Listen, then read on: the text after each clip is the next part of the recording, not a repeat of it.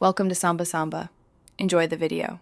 You begin by confirming your notary commission number, expiration date, and any bond or training required by your state.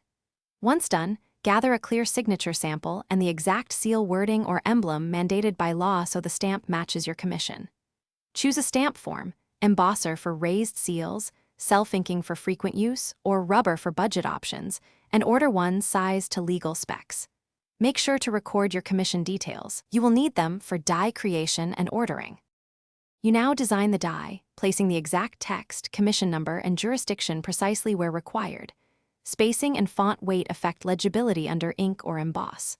Once the layout is ready, choose die material: brass for durable embossers, polymer for self-inking pads, or rubber for basic stamps, and upload or submit your proof. After that, scrutinize the vendor proof. Verify spellings, numbers, and diameter measurements in mm or inches. Approve production only when every legal detail. You receive the stamp and immediately test it on practice documents, checking clarity, alignment, and legal text placement. If the impression is faint, adjust the ink pad or increase pressure. If the text or number is wrong, contact the vendor for remanufacture. Do not use an incorrect seal. Once satisfied, log the stamp details in your notary records and instruct any deputies on proper use.